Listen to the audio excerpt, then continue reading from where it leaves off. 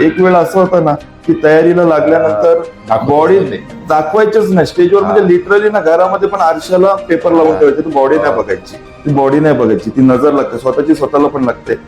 त्या ऍथलीटनी त्या प्रोडक्टचं नाव पण बघितलं नसतं, पण प्रमोट करताना असं दाखवणार की त्याच प्रोटीनमुळे मी ही पूर्ण बॉडी बनवलेली आहे किंवा त्याच क्रिएटिनमुळे मी पूर्ण बॉडी बनवलेली आहे. हे टेस्टो बुस्टर, हा प्री वर्कआउट, हा हे समोर नाही येतात, त्यांना करायला लावतात. तुमचा कोच असा असला पाहिजे आणि तुमचं कोचवरचं रिलेशन असं असलं पाहिजे की तो जर बोलला ना अरे ते ना ते एवढंच खायचं आणि तेवढंच, मग त्याच्या 1 ग्राम जरी केला ना तरी त्याला वाटलं पाहिजे अरे मी काहीतरी चुकीचं केलंय. तुम्ही बऱ्याच वेळा बघता की फेडरेशन मध्ये त्याच्या मनासारखा रिझल्ट नाही आला का मग कुठेतरी स्टेजवर भांडण करतात. आता हे भांडण पण का करतात त्याचं पण कारण सांगतो, त्याचं पण कारण सोशल मीडिया आहे. कारण का कुठेतरी ते भांडण रेकॉर्ड करायचं आणि त्यांच्या पेजवर टाकायचं आणि त्यांचे फॉलोअर्स वाढवायचे. युनिव्हर्सिटीला आम्ही फायनलिस्ट होतो, आमच्या ऑपोजिशनला रोहित शर्मा अरे वा. हे म्हणजे त्यावेळेला कसं रोहित शर्मा आता आपण ओळखतो की मोठा ऍथलीट आहे, मोठा स्पोर्ट्समन आहे. त्यावेळेला तो अपोजिशनला असायचा. एकाच मॅच आमचं सौभाग्य बोलता येईल की त्याचं नाव घेता येतं. बघितलं बोला त्याला, लांबून बघितलं, जवळना बघितलं, चांगले चांगले खेळाडू होते त्यावेळेला.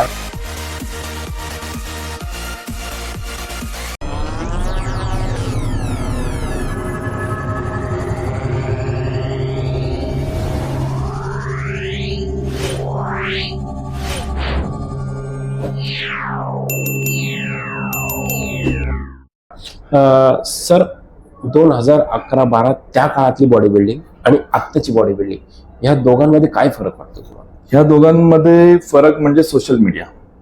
बर, आता सोशल मीडिया का बोलेन, तुम्ही बोलाल तुम्ही टर्मिन बोलले असते, तुम्ही एएमपी बोलले असते किंवा दुसरे एनहान्सर बोलले असते, कारण का सगळे तेच सांगतात तुम्हाला. आता सोशल मीडिया मी का बोललो ह्याचं तुम्हाला कारण सांगतो. आजकालचा जो बॉडी बिल्डिंग आहे ना, म्हणजे बॉडी बिल्डिंग मधला स्ट्रगल सगळ्यांच्याच आयुष्यामध्ये आहे, इंजुरी सगळ्यांसाठीच आहे. पण सोशल मीडियावरती कितपत आपण सांगणं आणि लोकांना दाखवणं, आता मी प्रेप मध्ये आहे, डाएट मध्ये हे खातो, अरे डाएट मध्ये तू खातोस मग आम्ही काय खाल्लंय, आता मी हा प्रोटीन घेतो, त्यावेळेला पण प्रोटीन होता, आता बघा माझ्या स्टॅक मध्ये हे, अरे लोकांना काय दाखवतो, तू प्रोफेशनली बॉडी बिल्डिंग आहे, लोकांना फिटनेसचं महत्व दाखवायचंय, तुझ्यापासून इन्स्पायर होणारी मुलं काय बोलतील, अरे बॉडी बनवायला येतं स्टेरॉइड घेतात, तू ते स्टेरॉइड दाखवतोस, त्या स्टेरॉइड नंतर मग तुझं होणार ते कुठेतरी बटवरती त्या मोठ्या मोठ्या गाठी, बरोबर, त्या दाखवतोस. मग मी मेंटली फिट नाहीये हे तू सोशल मीडियावरती मेसेज नाही टाकणार की माझा कुठेतरी मेंटली हे डिसबॅलन्स झालंय, माझं आरबीसी वाढलं, हे वाढलं, ते वाढलं, या तू सगळ्या सोशल मीडियावर दाखवतो. मग तुझ्याकडनं इन्स्पायर होणारी मुलं, जसं आम्हाला बघून इन्स्पायर झाली मुलं, आज बॉडी बिल्डिंग त्यावेळेला लोक आम्हाला बघून करायचे, अरे ह्यांनी खेळलं मला पण खेळायचंय. पण आजकालच्या जमान्यामध्ये काय होतं माहिती आहे, हे लोक पहिला काय करतात, प्रमोट स्वतःला निगेटिव्ह बाजू समोर ठेवतात. मी हे केलं, मी ते केलं, आज मी कॉम्पिटिशनला जाऊ नाही शकत, माझं हे झालं, आज मी कॉम्पिटिशनला जाऊ नाही शकत, आज मी ते केलं. तर तसं नसतं. आणि अजून एक सोशल मीडियाचा तुम्हाला ड्रॉबॅक सांगतो, तुम्ही एव्हरी डे ती बॉडी लोकांना शो करत असतात. एक वेळ असं होतं ना की तयारीला लागल्यानंतर बॉडी दाखवायचीच नाही स्टेजवर, म्हणजे लिटरली ना घरामध्ये पण आरशाला पेपर लावून ठेवायचे, ती बॉडी नाही बघायची, ती बॉडी नाही बघायची, ती नजर लागते, स्वतःची स्वतःला पण लागते. पण आज प्रत्येक दिवशी टी शर्ट काढणार, प्रत्येक दिवशी ती पोझिंग रुटीन तुम्ही लोकांना दाखवणार. मग हे तुम्ही नवीन जनरेशनला इन्स्पायर करताय का तुमचे फॉलोअर्स वाढवताय? मग हे सगळ्यात मोठं टॉक्सिक आहे ना, हे सोशल मीडिया झालंय. हो सर, पण आता बऱ्याच महिन्यांपासून आपण बघतोय की एक क्रिएटिनचा डबा तो समोरचा ऍथलीट दाखवतो सोशल मीडियावर, पण तो स्वतः इनहॅन्सवर असतो, स्टेरॉइडवर असतो, आणि एक मुलांना असं वाटतं की नाही याने पण क्रिएटिन खाल्लंय म्हणून अशी आपली बॉडी झाली. तर या भूलथापांना तरुणांनी बळी पडावं का? नाही, बिलकुल नाही. कारण का आता तुम्हाला सांगतो ह्याचं कारण पण सोशल मीडियाच आहे. कुठेतरी तुमची एखाद व्हिडिओ, एखाद रील ही पर्टिक्युलर मिलियन व्ह्यूला KV गेली का तुम्हाला स्वतः ते ब्रँड अप्रोच करतात, एक 5-10 हजार रुपयाचा अमाऊंट देतात आणि बोलतात हा प्रोडक्ट तुमच्या घरी येईल आणि तुम्ही प्रमोशन करा. त्या ऍथलीटनी तो आयुष्यात प्रोडक्ट खाल्लेला नसतो, त्या ऍथलीटनी त्या प्रोडक्टचं नाव पण बघितलं नसतो, पण प्रमोट करताना असं दाखवणार की त्याच प्रोटीनमुळे मी ही पूर्ण बॉडी बनवलेली आहे किंवा त्याच क्रिएटिनमुळे मी पूर्ण बॉडी बनवलेली आहे. हे टेस्टो बुस्टर, हा प्री वर्कआउट, हा हे समोर नाही येतात, त्यांना करायला लावतात. आज उद्या ते बेगॉन स्प्रेची बाटली जरी पाठवली की बाबा कर आता हे घे आणि बोल की ह्याच्याने पोटातले किटाणू मरतात, तरी ते करायला करतील आणि लोकांना ते वेड्यात काढतील. हो बरोबर. म्हणजे सोशल मीडिया एक बाजूनी चांगलं पण आहे, एक बाजूनी वाईट पण आहे. सोशल मीडिया दोन्ही नाण्याच्या दोन बाजू प्रमाणेच आहे. आज तुम्ही बघा सगळे लोक अर्धा पाऊण तास तर मोबाईल चालतच असतात. तेवढाच वेळ जर कार्डिओ केला, तेवढाच वेळ जर दुसऱ्या गोष्टी केल्या तर तुमचं हेल्थसाठी पण आहे ना. तुम्ही स्क्रीन टाइम ठेवा तुमचा गरजेपुरतं. तुम्हाला व्हॉट्सअप आहे, तुमचं सोशल मीडिया आहे, ठीक आहे, तुम्ही ऍक्टिव्ह आहात, तुमचा जर बिझनेसला त्याच्याने उपयोग होतोय किंवा काय तर तुम्ही वापरू शकता, असं नाही. पण तुम्ही तासन तास दिवसभर जर तुम्ही तेच गोष्टी करत असाल तर त्या चुकीच्या आहेत. हो. गत दिवसांमध्ये आपण बघितलं सर की बऱ्याच बॉडी बिल्डरांचे मृत्यू झाले हार्ट अटॅकने, काहींची जिम मध्ये मृत्यू झाले, काहींचा एक नॅचरली मृत्यू झाला. पण जेव्हा आपण एखाद्या न्यूज चॅनलचं पेज बघतो तर कमेंट सेक्शन जेव्हा आपण ओपन करतो तर सर्वजण स्टेरॉइड्स आणि सप्लिमेंटला टार्गेट करतात. बरोबर. याबद्दल काय वाटतं तुम्हाला? याबद्दल आता जर बोलायचं झालं तर ह्याला कारणीभूत ते पर्टिक्युलर बॉडी बिल्डर आहेत जे त्यांची पूर्ण लाईफ जर्नी लोकांना सादर करतात की मी हे घेतो, मी हे घेतो आणि मी हे घेतो. तुम्ही दाखवायच्या त्या गोष्टी दाखवा. आणि बॉडी बिल्डिंग मधली डार्क साईड बघा, तुम्हाला पण माहित आहे की एनहान्स झाल्याशिवाय बॉडी बिल्डिंग होत नाही. पण त्याच्यामध्ये पण तुम्ही किती घेताय आणि किती पिरियड साठी घेताय हे खूप महत्वाचं असतं. आता जसं तुम्ही प्रोफेशनली मिस्टर ऑलिम्पिया ऍथलीट बघाल तर त्यांचं प्रेप हार्डली 4 महिन्याच असतो. एक आपल्यासारखे वर्षानुवर्ष एक वर्षाचा ऑन सीझन, मग बल्किंग सीझन, मग कटिंग सीझन, असं काहीच नसतं त्यांचं. ते 4 महिने प्रॉपर सगळ्या गोष्टींमध्ये. पण एकदा कॉम्पिटिशन झाल्यानंतर मग ते पूर्ण बॉडी वॉशआउट करतात. त्याच्यानंतर ते त्यांचे जे ट्रीटमेंट आहे, डिटॉक्स करणं, पीसीटी करणं, टीआरटी करणं, हे पूर्ण फॉलो करतात. आपले लोक तसं नाही, अरे काय गरज आहे त्या गोष्टीची, अरे त्या गोष्टी नाही सरांनी सांगितलं ते, मग ते त्याने 100 सांगितलं तर आपण 50च मानणार, असं आहे. पण ते म्हणून मी तुम्हाला बोलेन की ह्याच्यामध्ये तुमचा कोच आणि तुम्हाला समजवणारा माणूस हा सगळ्यात महत्वाचा आहे. तर त्याच्या म्हणण्यानुसार जर तुम्ही ऐकत असाल ना तर तुमचा कोच असा असला पाहिजे आणि तुमचं कोचवरचं रिलेशन असं असलं पाहिजे की तो जर बोलला ना अरे ते एवढंच खायचं आणि तेवढंच, मग त्याच्या 1 ग्राम जरी गेला ना तरी त्याला वाटलं पाहिजे अरे मी काहीतरी चुकीचं केलंय. मी पहिला जाऊन सरांना सांगतो की सर मी चुकून ना 1 ग्राम जास्त खाल्लंय. एवढं ट्रान्सपरन्सी असेल ना तर जाऊन ती बॉन्डिंग बनते आणि ती बोलतो ना गुरु चेला बोला, किंवा ती एक लेगसी पुढे घेऊन जाणार, तर ती तशी पुढे घेऊन जातो माणूस. नाही, पण आजच्या या सोशल मीडियाच्या जमान्यामध्ये हा गुरुचेला हा प्रकार कुठेतरी कमी झालेला वाटतोय. तर प्रतीक सर, एक महत्वाचा प्रश्न विचारतोय. बॉडी बिल्डिंग स्पर्धा बऱ्याच होतात आज महाराष्ट्रामध्ये, भारतामध्ये, परंतु असोसिएशनच्या वादामुळे कुठेतरी बॉडी बिल्डर भरडला जाते, वाटत नाही तुम्हाला? बॉडी बिल्डर तसं बघायला गेलं तर खूप गोष्टींमध्ये भरडला जातो. एकतर या वर्षीचं सांगतो तुम्हाला, जसं भूषणनी तयारी केली, भूषण पाटील हा भिवंडीचे, त्यांनी तयारी केली आणि आमदारकी लागली, खासदारकी लागली, नगरपालिका लागली, आचारसंहिता लागल्या, कॉम्पिटिशनच नाही. आज त्या व्यक्तीने एवढा खर्च केला, आज एवढी मेहनत केली आणि कॉम्पिटिशनच नाही. माणूस किती खेचून खेचणार. तुम्ही बघा, त्यांनी खेळलेली शेवटची कॉम्पिटिशन ती थायलंडला नोव्हेंबरमध्ये, आणि नोव्हेंबर पासून आज फेब्रुवारी संपलाय, कॉम्पिटिशनच नाही, कुठेच नाहीये. तर माणूस करणार काय? मग किती दिवस ऑनवरती राहणार? आज तो होणारा खर्च, त्याच्यानंतर होणारा तो पूर्ण त्रास आहे, तो माणूस नाही बेअर करू शकत. तर हे फेडरेशन झालं, ह्याला आता कुठल्याच फेडरेशनला आपल्याला दोष पण नाही देता येणार.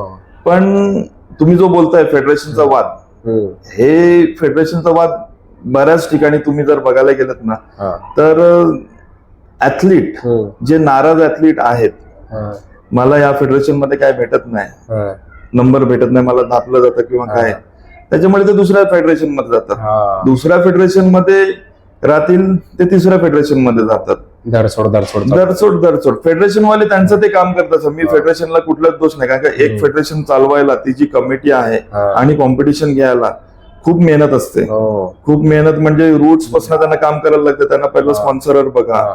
ते सगळे ऍथलीट गोळा करा, ते हा. सगळ्या गोष्टी स्टेज पासून सगळ्या बघायला लागतात. हा. त्याच्यानंतर मग त्या सर्व गोष्टी करून जर प्रत्येक कॉम्पिटिटरचं मन राखणं हो. हे जर करायला गेलं तर पॉसिबलच नाहीये. तर बरोबर. फेडरेशन भले कितीही असू दे, मला असं वाटतं ऍथलीट आहे ना हा समाधानी असला पाहिजे. हो. आणि त्यांनी तुम्ही बऱ्याच वेळा बघता की फेडरेशन मध्ये त्याच्या मनासारखा रिझल्ट नाही आला का मग कुठेतरी स्टेजवर भांडण करतात. हो. आता हे भांडण पण का करतात त्याचं पण कारण सांगतो. त्याचं पण कारण सोशल मीडिया आहे. कारण का कुठेतरी ते भांडण रेकॉर्ड करायचं आणि त्यांच्या पेजवर टाकायचं आणि त्यांचे फॉलोअर्स वाढवायचे. ह्याच्यामध्ये खूप फेक आहेत. आता बरेच तेच सेम ऍथलीट जाऊन वेगवेगळ्या फेडरेशन मध्ये तमाशा घालतात. तमाशाच बोलायला लागेल आपल्याला. तर झालं या फेडरेशन मधला निघाला, मग तो कुठेतरी दिल्लीला जातो, तिकडे भांडण करतो. मग तो कुठेतरी हरियाणाला तो परत तिकडे भांडण करतो. मग तो रडून काय दाखवणार, तो काय चक्कर आल्याचे नाटक करणार. मग त्या लोकांना त्याच्या फॉलोअर्सला पण समजलं पाहिजे की आपण फेडरेशनला दोष देत होतो. फेडरेशनला अरे त्या माणसाला पण जरा समज द्या की हे जे कुठेतरी तू करतोस नाटक नौटंकी, हे बस ठीक आहे, एवढंच करायचं. तू कुठेतरी फिल्म मध्ये जा ना, तू कर ना. तुझं तर बॉडी बिल्डिंग सोडून दे, तुझ्या बस का बात नाही. तुझं रडगाणं बॉडी बिल्डिंग ही खूप कठोर तपश्चर्या आहे आणि ह्याच्यासाठी हे रडगाणं आणि हे नाहीच झालं पाहिजे. जे झालं ते झालं, मागे वळून बघणंच नाही बॉडी बिल्डिंग मध्ये. बॉडी बिल्डिंगच्या व्यतिरिक्त तुम्हाला जास्त कोणता खेळ आवडायचा? क्रिकेट. बर, काय आठवणी बोललात तर मी professionally cricket under 19, under 16, under 19 university Raigad west zone Raigad. आणि टेनिस नाही बोलत मी, लेदरचा बोलतो. युनिव्हर्सिटीला आम्ही फायनलिस्ट होतो. आमच्या ऑपोजिशनला रोहित शर्मा. अरे वा. हे म्हणजे त्यावेळेला कसं रोहित शर्मा आता आपण ओळखतो की मोठा ऍथलीट आहे, मोठा स्पोर्ट्समन आहे. त्यावेळेला तो ऑपोजिशनला असायचा. एखाद मॅच आमचं सौभाग्य बोलता येईल की त्याचं नाव घेता येतं. बघितलं बोला त्याला, लांबून बघितलं, जवळनं बघितलं. कधी चांगले खेळाडू होते त्यावेळेला. आहेत चांगले रणजी टीम, रणजी वगैरे खेळलेले आहेत खेळाडू. क्रिकेट खेळलो, चांगला बॉलर होतो. पण कुठेतरी या बॉडी बिल्डिंगमुळे बॉलिंगचा स्पीड कमी झाला, ऍक्शन बदलली. मग अजूनपर्यंत मी लास्ट इयर पर्यंत क्रिकेट खेळलो. म्हणजे क्रिकेट म्हणजे तुम्ही बोलाल ना की आज बॉडी बिल्डिंग स्पर्धा आहे आणि सकाळी क्रिकेटची मॅच आहे, तर मी दोन्ही करीन. सकाळी क्रिकेटची मॅच खेळून मी बॉडी बिल्डिंगला जाऊ शकतो. म्हणजे क्रिकेटची आवड एवढी आहे मला. म्हणजे पण बघायची आवड थोडी कमी झाली, पण खेळायची आवड आहे. फक्त लेदर क्रिकेट बस.